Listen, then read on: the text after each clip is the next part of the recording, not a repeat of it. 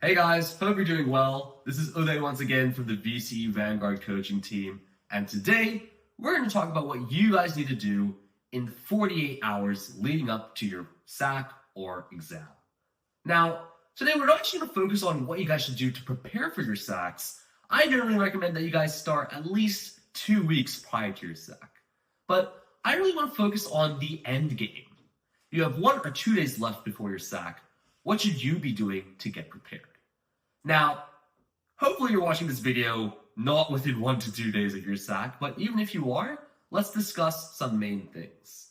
Number 1, at this point, you guys should hopefully be pretty comfortable with every dot point on the study design that's going to be assessed on your SAC. If not, that probably means that you haven't done enough preparation in those 1 to 2 weeks leading up to your SAC. So if you've got a SAC coming up in a few months or in a few weeks from now, make sure you don't end up in that common situation where you feel underprepared with only 2 days left. Make sure you do thorough practice starting 2 weeks beforehand. But anyways, even if you are feeling unprepared, probably your best focus is honestly just doing practice questions.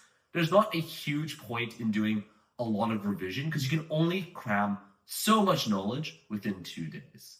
Now, even if you do feel very well versed with the content, a lot of people tend to think that cramming in content in those last 2 days is super duper necessary when it comes to acing your SACs.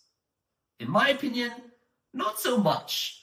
Oftentimes, it's just a tendency for people when it comes to lowering their nerves and feeling more calm prior to their actual SAC.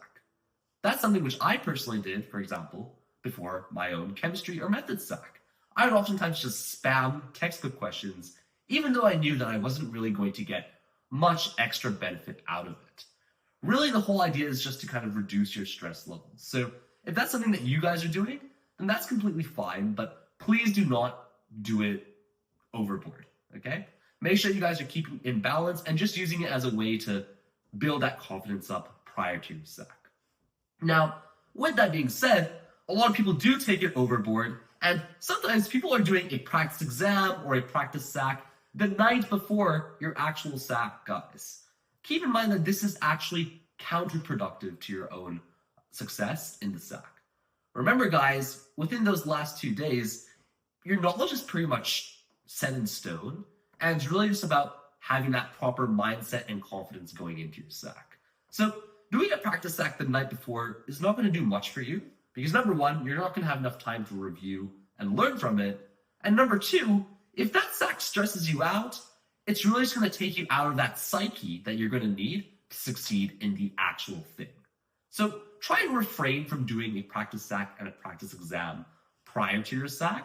It's a very common thing that your peers are going to do, but I personally don't recommend it. You're not going to get that much benefit out of it. You should have done it sooner if you do have leftovers to go through.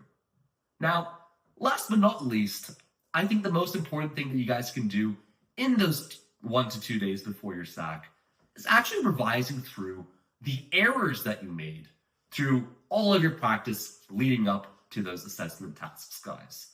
Hopefully, throughout this time that you've been studying, you've kept a log of all the mistakes that you've made. That log is actually a great source of revision, as you guys can look through all of those questions that you had gotten wrong and revise accordingly. So maybe I made a mistake for this question because I added 2 things incorrectly. That's reminding myself, hey, if I see something similar on my SAC or exam, I'm not going to make that mistake again. So you can just remind yourself of those past mistakes so that you guys don't do that on the actual thing and you can save yourself marks. And that's a super quick and time-efficient way of doing it as well, because you have a quick summary of all of those mistakes. So hopefully that gives you guys a few tips on how to approach those final couple of days before your SAC, and that way you can go into your SAC feeling fully prepared. Hope that helps.